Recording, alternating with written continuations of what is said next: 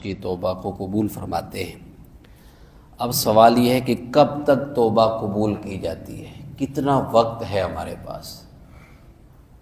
یہ بڑی اہم بات ہے کہ توبہ کب تک قبول کی، یعنی اللہ کی طرف سے در تو وہ کھلا ہوا ہے، راستے کھلے ہوئے ہیں، رحمت متوجہ ہے، سوال یہ ہے کہ وہ کب تک ہے، کہیں ایسا نہ ہو کہ ہم سب سے وہ وقت گزر جائے۔ یہ سب سے اہم بات ہے، تو آج اس پر ہم بات کریں گے کہ وقت کب تک ہے۔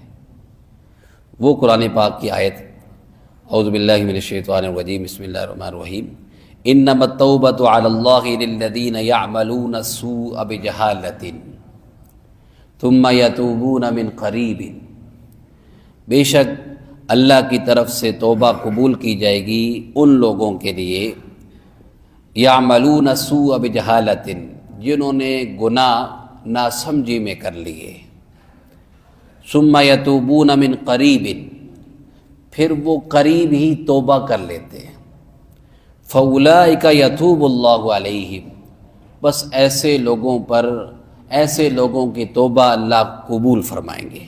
وکان اللہ علیما حکیما، اللہ جاننے والے، حکمت والے ہیں۔ ولیست التوبہ، توبہ قبول نہیں کی جائے گی، للذین یعملون السیئات، ان لوگوں کی جنہوں نے برائیاں کی، حتی اذا حضر احدہم الموت، برائیاں کرتے رہے یہاں تک کہ موت کا فرشتہ آ پہنچا، موت ان کے سامنے آ کھڑی ہوئی، فقال انی تبت الآن، اس وقت کہنے لگے کہ اے اللہ اب میں توبہ کرتا ہوں۔ وَلَلَّذِينَ يَمُوتُونَ وَهُمْ کفار، اور نہ ہی توبہ ان لوگوں کی قبول ہوگی جو کفر پر مر گئے۔ اولئک اعتدنا لهم عذابا علیما، ہم نے ان کے لیے سخت عذاب تیار کر کے رکھا ہے۔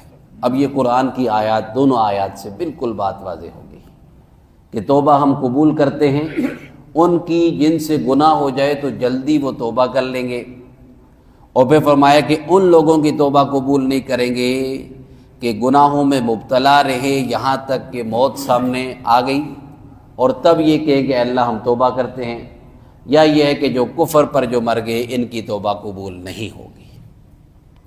موت سے پہلے ہر انسان کے پاس وقت ہے، ایمان والے کے پاس وقت ہے کہ وہ توبہ قبول کر لے، کافر کے پاس وقت ہے کہ وہ ایمان والے کے پاس وقت ہے کہ وہ توبہ کر لے، کافر کے پاس وقت ہے کہ وہ ایمان لے آئے۔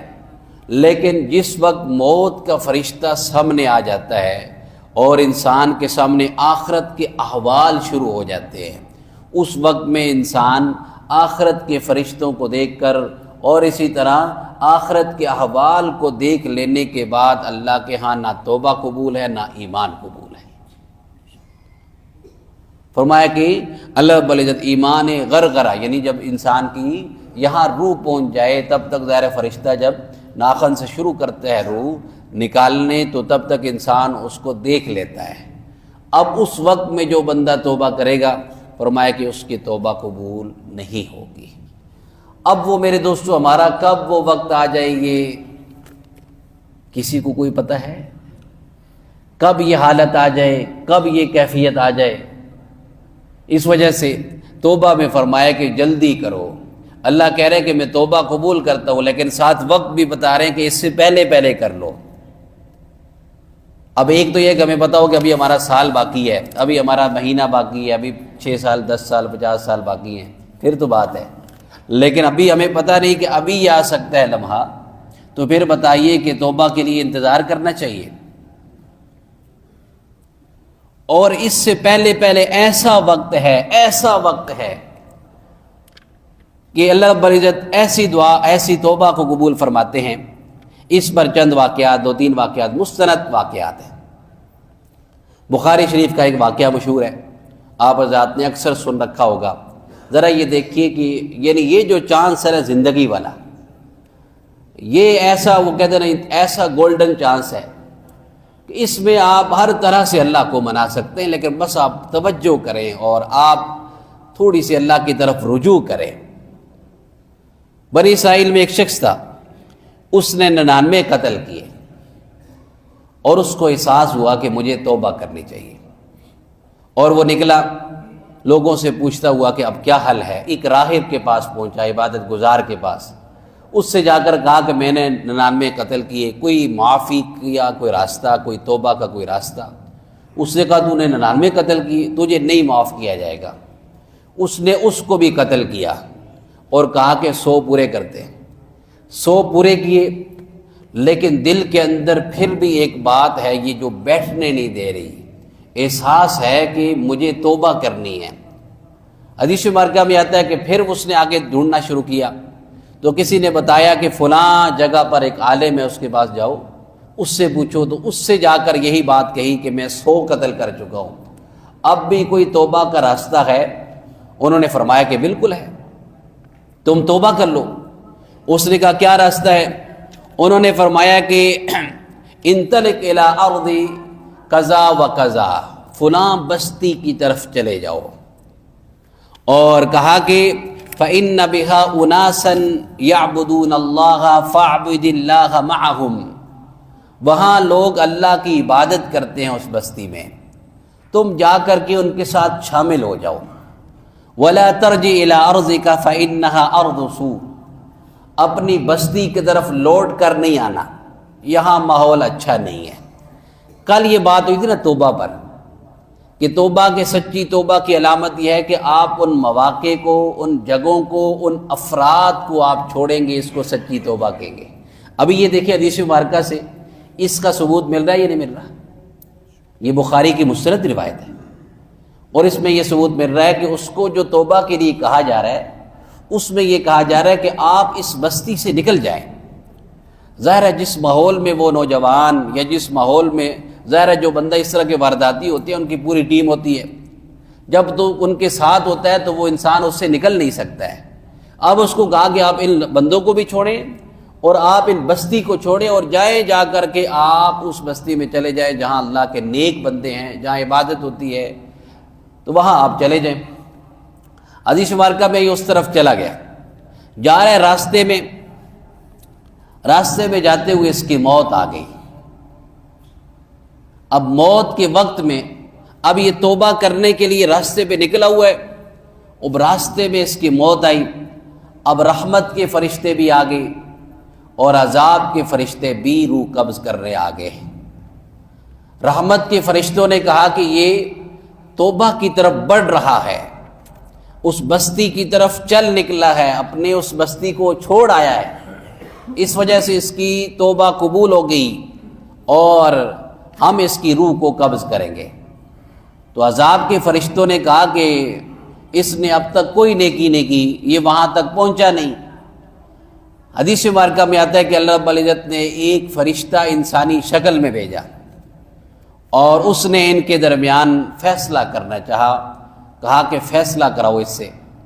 اب اس نے کہا کہ اس دونوں بستیوں کے درمیان پیمائش کی جائے، جس بستی کی طرف یہ جا رہا ہے اور جہاں سے یہ آ رہا ہے، اور اگر جس بستی کی طرف جا رہا ہے اس کا راستہ کم ہے، فاصلہ کم ہے، تو پھر اس کی روح رحمت والے فرشتے لیں گے، اور اگر جس بستی سے آ رہا ہے اس کی طرف فاصلہ یعنی زیادہ ہے، تو اب اس میں یہ جو ہے نا وہ عذاب والے فرشتے اس کی روح قبض کر لیں گے۔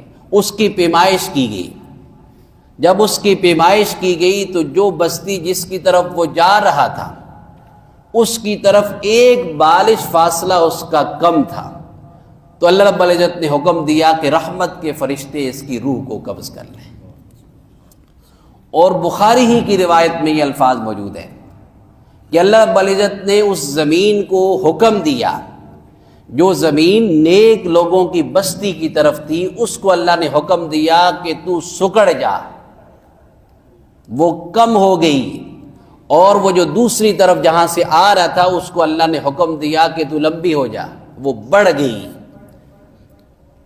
اور ایک روایت میں یوں ہے کہ وہ مرتے ہوئے اس نے اپنا سینہ گھسٹ کر اس بستی کی طرف کر دیا، اور اللہ رب العزت نے اس کی مغفرت فرما دی۔ اب جب سچے دل سے اس نے توبہ کی دل میں احساس پیدا ہو گیا، بتائیے اللہ نے اس کی بخشش کے لیے کیسے سامان پیدا کیے۔ زمین اللہ کی قبضہ قدرت میں، اب اللہ نے جو حکم بھیجا، جو ثالث بھیجا، جو فیصلہ کیا، اب زمین شاید اس طرف بڑھ رہی تھی لیکن اللہ نے اس کو کم کر دیا، کہا کہ تو سکڑ جا۔ اب سچے دل سے جب وہ توبہ کرنے کے لیے نکلا، اب بتائیے کہ یہ مرنے سے پہلے پہلے کا چانس ہے جی۔ یہ ہے قرآن کہتا ہے کہ اس وقت سے پہلے پہلے آپ معافی مانگ لیں، دروازہ کھلا ہوا ہے، کسی طرح کا بھی گناہ ہے۔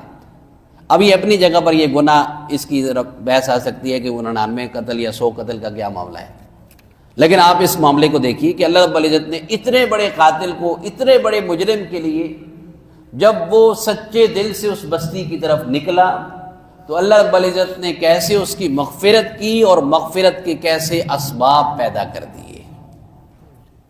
اور دوسرا واقعہ بھی بخاری شریف میں ہے، فرمایا کہ ایک شخص پہلے وقتوں میں انتہائی گناہ گار تھا، اس کی ساری زندگی ایسی غفلت میں گزری، تو اس مرنے سے پہلے اس نے اپنے بیٹوں سے کہا کہ میں نے زندگی بڑی نافرمانی میں اور بڑے گناہوں میں گزاری، میں مر جاؤں تو مجھے جلا کر میری راکھ اس کو ہواؤں میں بکھیر دینا، اور اگر مجھے اللہ نے پکڑ لیا تو مجھے اللہ ایسی سزا دے گا جو کسی کو نہیں دی، میں نے ایسے جرم کیے ہوئے ہیں۔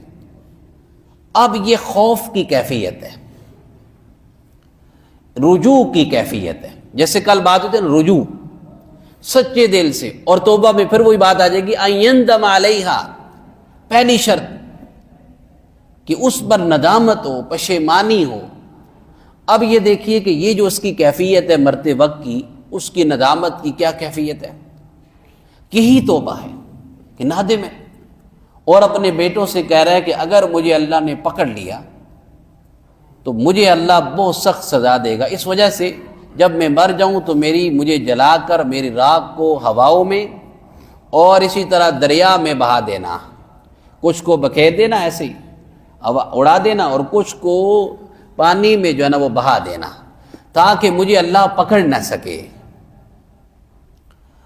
تو حدیث مبارکہ میں جب وہ مر گیا، بیٹوں نے ویسے ہی کیا، اس کو جلایا، اس کی راکھ بنی، دریا میں ڈالی اور کچھ کو ہواؤں میں بکھیر دیا۔ تو اب اللہ رب العزت نے حکم دیا ہواؤں کو لاؤ اس کو، اللہ نے حکم دیا پانی کو لاؤ اس کو۔ اب اللہ کے لیے کیا مشکل، ہم سارے بھی تو ایسی حالت میں جائیں گے۔ اللہ کے سامنے اس کو کھڑا کیا گیا اور اللہ نے پوچھا کہ اب بتا تو نے ایسا کیوں کیا۔ حدیث مبارکہ میں اس نے کہا کہ اللہ من خشیتک انت تعلم، اے اللہ آپ جانتے ہیں میں نے یہ سب کچھ آپ کے خوف سے کیا۔ اللہ نے فرمایا کہ اگر تو نے میرے خوف سے کیا تو میں تیری مغفرت کرتا ہوں، میں تجھے معاف کرتا ہوں۔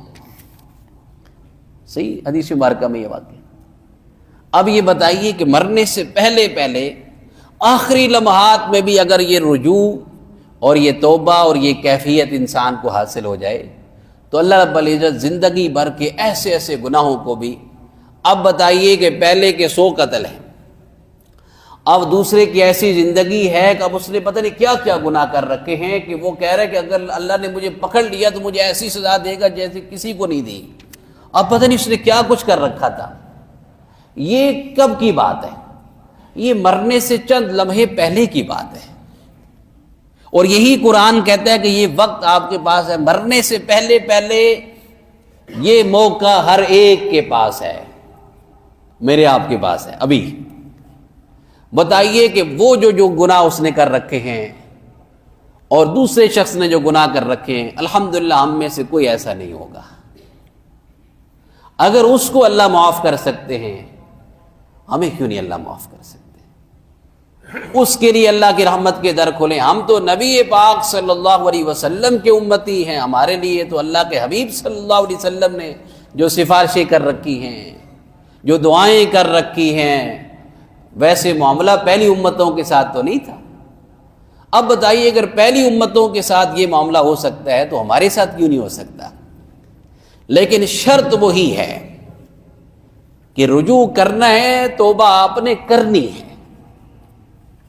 اور تیسرا واقعہ وہ امت محمدیہ کا، حضرت حسن بصری رحمہ اللہ ان کے وقت کا دور کا واقعہ ہے۔ آپ کا جو حلقہ درس لگتا تھا، جو آپ واز فرماتے، تو خواتین بھی اس طرف آتی تھی۔ تو ایک خاتون آتی تھی، اس کا شوہر فوت ہو گیا، تو اس کا ایک ہی بیٹا تھا، تو اچھی یعنی کھاتے پیتے گھرانے سے تھی، تو اس وجہ سے وہ بیٹے کا بس جو میراث آئی، باپ کا پیسہ آیا تو اس نے خوب اڑایا، جو جوانی میں جو کچھ کیا جا سکتا ہے اس نے سب کچھ کیا۔ اور اتنی غفلت رہی کہ اس کی ماں چونکہ ظاہر ہے وہ درس میں حلقے میں جاتی، تو اس وجہ سے اس کو بڑا احساس ہے کہ میرا ایک ہی بیٹا ہے، ظاہر ہے بیوہ ہے، اور اس نے یوں گناہ کیے اور اس طرح غلط کاموں میں پڑا ہوا ہے اور پیسے بھی اڑا رہے ہیں۔ اس نے بارہا حضرت حسن بصری کے پاس اس کو لایا اور اسی طرح مجلس میں بٹھایا، لیکن اس پر کوئی کسی بات نے اثر نہیں کیا، اور وہ اسی طرح مسلسل اپنی غفلت میں اور اسی طرح غلط کاریوں میں پڑا رہا۔ اور ظاہر انسان کی حد ہے، اب جب اس کی صحت ڈاؤن ہوئی اور بالکل اس کے اعضاء جواب دے گئے، اب وہ ایسا بیمار پڑا کہ اب قریب المرگ ہو گیا، مرنے کے قریب ہے۔ تو اب ماں دیکھ رہی ہے، پہلے ہی وہ دکھی ہے کہ ایک ہی بیٹا ہے اور یہ حالت اس نے یہ کر رکھی ہے، اور حسن بصری کے پاس وہ بار بار جا بھی رہی ہے کہ اس کے لیے دعا کریں اور اس کو سمجھائیں، لیکن وہ سمجھ نہیں رہا تھا۔ اب جب اس حالت میں پہنچا، ماں کو پھر احساس ہوا، ماں ہے، اس نے کہا بیٹا اب تو مرنے لگا ہے، اب تو توبہ کر لے۔ تو اب تو میں حسن بصری سے جا کر کہتی ہوں کہ تمہیں کوئی سمجھائے اور تم لوٹ آؤ واپس، یا توبہ کر لو۔ یہ بھاگی گئی حسن بصری رحمہ اللہ کے پاس۔ حسن بصری رحمہ اللہ اسی طرح درس دے کر گھر جا رہے تھے، بندہ تھکا ہوتا ہے درس کے بعد، قیلولے کا آپ کا ٹائم تھا، دوپہر کے وقت میں جو سونا ہے وہ ان کا حضرت کا وقت تھا۔ تو ظاہر ہے جو اتنے بڑے شخصیات، ان کا ایک ایک لمحہ وہ ٹائم اس کا طے ہوتا ہے کہ کیا کرنا ہے کس وقت میں۔ تو آپ درس سے دے کر آئے، آپ گھر میں داخل ہو رہے تھے، تو تھکے ہوئے تھے اس وقت میں، قیلولے کا ٹائم بعد میں پھر معمولات شروع ہونے تھے۔ تو یہ خاتون بھاگتی ہوئی آئی اور اس نے کہا کہ حسن بصری سے کہ آپ تشریف لائیں، وہ بیٹا اب اس کو احساس ہو گیا وہ مرنے کے قریب ہے، تو آپ اگر آ جائیں اس کو آپ سمجھائیں۔ تو حسن بصری رحمہ اللہ اس سے پہلے اسے متعدد بار یا بہت عرصہ، ظاہر ہے وہ قریب ہی ہوگا تو آتا رہا ہوگا، تو آپ اسے بہت سمجھایا لیکن نہیں سمجھا۔ تو آپ نے کہا کہ میں ساری زندگی اس کو سمجھا کے تھک گیا، آپ کو کیا مانے گا وہ۔ تو آپ نے دروازہ بند کر دیا، آپ اندر چلے گئے۔ اندر جب جا رہے ہیں تو اس نے خاتون نے کہا کہ وہ کہہ رہا ہے کہ میں مر جاؤں تو میرا جنازہ جو ہے نا حسن بصری پڑھائیں۔ تو آپ نے فرمایا میں نہیں جنازہ پڑھاؤں گا، آپ اندر چلے گئے۔ جب وہ گئے تو وہاں اس کو ماں نے بتایا کہ میں ساری زندگی تجھے کہتی رہی کہ تو ایک غلط کام میں پڑا ہوا ہے، اور حسن بصری تجھے سمجھاتے رہے اور تجھے مناتے رہے لیکن تو نہیں مانا۔ تو آج میں گئی ہوں ان کے پاس، اب تو اس کو احساس ہو گیا کہ ان کو بلا کے لاؤ۔ انہوں نے کہا کہ حضرت نہیں آئے ہیں اور غصے میں تھے، کہا کہ اب میں اس کے پاس نہیں جاؤں گا، اور دوسری بات انہوں نے یہ کہی ہے کہ میں اس کا جنازہ بھی نہیں پڑھاؤں گا۔ اس کو یہ جو دل میں چوٹ لگی نا، اس نے ماں سے کہا کہ اے ماں، اگر میں مر جاؤں، میرے گلے میں اپنا دوپٹہ ڈال کر مجھے گلیوں میں گھسیٹنا، تاکہ لوگوں کے سامنے یہ بات واضح ہو جائے کہ جو اللہ کی نافرمانی کرتا ہے اس کا یہی انجام ہوتا ہے، اس کا یہی حشر ہوتا ہے۔ حسن بصری نے میرا جنازہ پڑھانے سے انکار کر دیا، انہوں نے اس وقت میں مجھے ملنے سے انکار کر دیا۔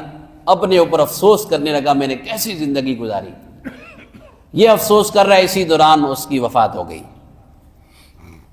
اسی وفات کو جب حسن بصری اب وفات اس کی ہوئی، جنازہ تیار ہوا، حسن بصری رحمہ اللہ دروازہ کھٹکھٹایا گیا، حسن بصری رحمہ اللہ دروازے پہ کھڑے ہیں۔ تو کسی نے پوچھا کہ کہاں آئے، تو کہا کہ اس لڑکے کا جنازہ پڑھانے آیا ہوں۔ کہا کہ جب اس کی ماں آئی میں قیلولے میں چلا گیا، میں سو گیا، تو اللہ رب العزت نے خواب میں مجھے حکم دیا کہ حسن بصری ہمارے ولی کا جا کر جنازہ پڑھاؤ، اور جاگے تو بھاگے ہوئے آئے، کہا کہاں ہے اس کا میں جنازہ پڑھاؤں گا۔ یہ میرے دوستو آخری لمحات میں بھی جو بندہ یہ اب آیت کو پھر اس کو آیت کو سمجھے، اللہ فرماتے ہیں کہ تمہارے پاس وقت ہے کب تک؟ ثم یتوبون من قریب، جب وہ توبہ کر لیتے ہیں، قریب جلدی ہی، اور قریب سے مراد موت سے قبل ہے۔ اس وجہ سے میرے دوستو ہم اللہ کی رحمت سے کبھی مایوس نہ ہوں، اور یہ ندامت ہی توبہ ہے۔ انسان کے دل سے کبھی ایک ایسی نکلتی ہے، کبھی ایک ایسی درد بری آواز یا ایسا درد بھرا جملہ نکلتا ہے کہ اللہ کی رحمت اس کی طرف متوجہ ہو جاتی ہے۔ اور میں نے اس گزشتہ پہلے عرض میں جو درس میں عرض کیا تھا کہ ہم اللہ سے مغفرت مانگیں اللہ کی رحمت پہ نگاہ کرتے ہوئے، اپنے گناہوں کو دیکھتے ہوئے نہیں۔ اپنے گناہوں کو دیکھیں گے تو ہمارے گناہ بہت بڑے ہیں، اللہ کی رحمت کو دیکھیں گے تو ہماری کوئی حیثیت نہیں ہے، تو ہمارے گناہوں کی کیا حیثیت ہوگی؟ اللہ رب العزت فرماتے ہیں کہ یا ابن آدم لو بلغت ذنوبک عنان السماء ثم استغفرتنی غفرت لک ولا ابالی، اے ابن آدم اگر تو گناہ اتنے کرے کہ تیرے گناہ آسمانوں کی بلندیوں کو پہنچ جائیں، ثم استغفرتنی غفرت لک ولا ابالی، پھر تو مجھ سے توبہ کرے میں تجھے معاف کر دوں، مجھے کوئی پرواہ نہیں ہوگی۔ اس وجہ سے میرے دوستو ہم اپنے گناہوں پر توبہ کریں۔ کیا پتہ یہ وہ جو کیفیت ہے جس کے بعد توبہ کا دروازہ بند ہو جاتا ہے، وہ اگلا ہی لمحہ ہمارا ہو سکتا ہے، وہ کل ہو سکتا ہے، وہ پرسوں ہو سکتا ہے، کوئی پتہ نہیں۔ اس وجہ سے ہم اللہ کی حضور توبہ کریں، اور یاد رکھیں اس وقت میں توبہ تو فرعون نے بھی کر لی تھی، نہیں کی تھی؟ جب اس کے سامنے موت کا فرشتہ آ گیا تو اس نے کہا کہ میں ایمان لایا، موسیٰ کے رب پر ایمان لایا ہوں۔ اللہ رب العزت نے فرمایا کہ الآن وقد عصیت قبل، اب تو ایمان لاتا ہے، اس سے پہلے تو نافرمانی کرتا رہا۔ یعنی جب موت کا فرشتہ دیکھ لیا تب تو فرعون نے بھی مان لیا تھا، لیکن قرآن کہتا ہے کہ اس وقت میں ماننے کا کوئی فائدہ نہیں ہے، ابھی ماننا ہے۔ ابھی کیوں ماننا ہے؟ کہ ابھی یہ سب غیب کی باتیں ہیں۔ فرشتے آئیں گے جی، روح قبض کریں گے جی، جنت میں جائیں گے، آخرت میں جائیں گے، قبر میں جائیں گے، یہ ساری باتیں غیب کے ساتھ ہیں، اور اسی پر ایمان، اور یہی نام ایمان کا ہے۔ اور جو ہی موت کا فرشتہ سامنے آیا، اب وہ ایمان بالغیب نہیں رہا، وہ سامنے آ گئی بات۔ اب اس کے بعد نہ توبہ قبول ہے، اس کے بعد نہ ایمان قبول۔